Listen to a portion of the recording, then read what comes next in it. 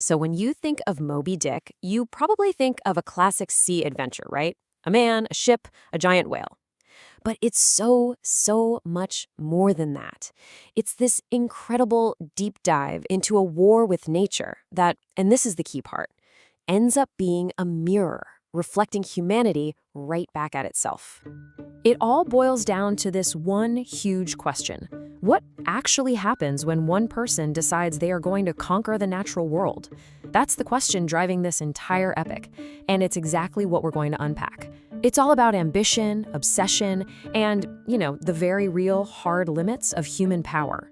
And the answer, as Melville shows us, is all wrapped up in the tragic, doomed journey of this whaling ship, the Pequod, and its hunt for that legendary white whale. It's a journey that, believe me, tells us some pretty profound things about our own relationship with the world around us, even today. All right, so let's get right into it. To really get what's going on, we have to start with this big philosophical clash at the very core of the story. This is a conflict that really gets at how we see our place in the entire universe. So you've got two big ideas clashing here. First, there's anthropocentrism. Big word, simple idea. Humans are the center of the universe, and nature's just a bunch of resources for us to master and use. But then, on the other side, you have biocentrism. This view says, hold on a second, we're not the center of everything. We're just one small part of this giant interconnected web of life that we really need to learn to coexist with. And that right there, that's the tension driving this whole story. And Melville, being the genius he was, gives us the perfect symbol for that whole human-first attitude, the ship itself, the Pequod. Think about it. It's not just a boat. It's this floating factory, a piece of industrial tech built to do one thing, dominate the ocean, to hunt down its biggest, most powerful creatures and literally melt them down for cash. It's the ultimate symbol of humanity trying to force its will onto the natural world. Okay, but here's the thing. In Melville's world, nature doesn't just sit back and take it. No way. It's an active, powerful, and honestly, terrifying force. And to really get a handle on what that means, we need to talk about this really cool philosophical idea called the sublime. Right, the sublime. So back in the 18th century, this philosopher, Edmund Burke, came up with this idea. He said the sublime is that feeling you get when awe and terror get all mixed up. When you're faced with something so huge and powerful that it's both breathtakingly beautiful and absolutely terrifying at the same time? That's the sublime. And it is the absolute key to understanding the ocean in this book.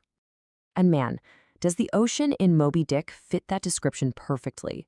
It just seems to go on forever, right? Its depths are a total mystery, its power is irresistible, and it's just this vast, chaotic mess that makes all our human plans and ambitions look tiny and kind of pathetic. It's not something you conquer, it's something you just hope to survive. And then you have Moby Dick, the great white whale himself. He is the sublime, brought to life. He's this ultimate force of nature. He's powerful, he's intelligent, and to the humans hunting him, he seems almost evil, right? He's basically the personification of nature's terrifying, untouchable, almost godlike power. So you have this immense, sublime force of nature. Who in their right mind would dare to challenge that? Well, let's talk about the man who does. Captain Ahab. See, Ahab completely hijacks this mission. What was supposed to be a regular business trip, hunt some whales, make some money, he twisted into this deeply personal, all-consuming vendetta. This is not about profit for him anymore, not at all. It's a pure, single-minded obsession to crush a force of nature that he's decided is his personal mortal enemy. And this quote from him, wow, it says everything. He admits, "All my means are sane, my motive and my object mad." He knows he's being crazy, but it's this part. That inscrutable thing is chiefly what I hate. He's not just mad at a whale. He's at war with what the whale represents. That inscrutable thing, the unknowable, the uncontrollable part of the universe that just refuses to play by his rules. That's what he truly hates. But here's the thing. Even a guy as obsessed as Ahab is still human, right? And there's this one tiny, fleeting moment of doubt.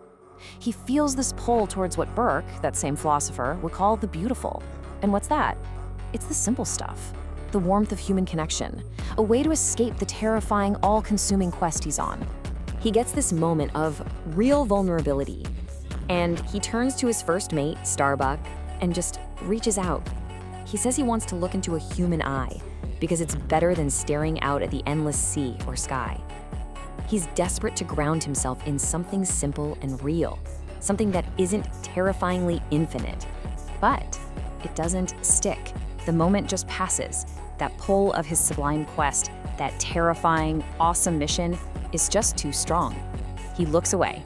He literally averts his glance, turns his back on that human connection, and doubles down on his doomed path.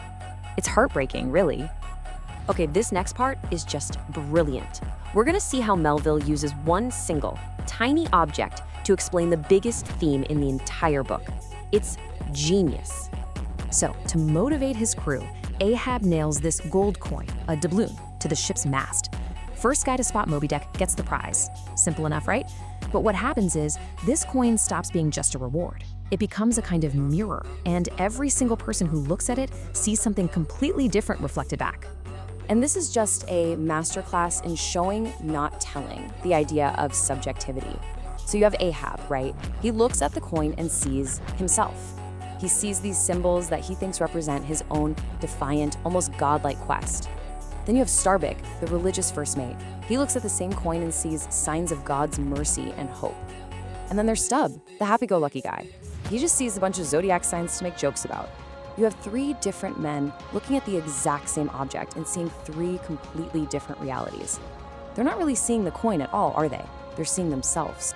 And all this obsession and projection, it all leads to the end. The tragic, inevitable conclusion of Ahab's quest. And here's where we get that powerful and honestly humbling answer to the question we asked at the very beginning. So, when the Pequod is finally destroyed, it's really important to understand what's happening. This isn't some act of cosmic revenge. It's not a simple story of good versus evil where the bad guy loses and the good whale wins. No, it's much more profound than that. The ship goes down because it's the only logical outcome. It's the consequence of one man's absolute refusal to accept that there are limits to human power. See, Moby Dick doesn't win because he's evil. The whale just is. He exists. And Ahab's insane quest to conquer that existence could only ever end in his own destruction. In that final image, it's just so powerful. The book describes everything, the living and the dead, just spinning around and around in this one giant vortex, until even the tiniest piece of the ship, the last evidence of their struggle, is just gone, sucked out of sight. So in the end, the story leaves us with this huge, profound question. Ahab went to war with a universe that, frankly, didn't even know he existed. He tried to force his own story, his own drama of good and evil, onto an indifferent world, and it completely destroyed him. And that leaves us to wonder, we face that same vast, powerful, and indifferent world every single day. So how do we choose to navigate it?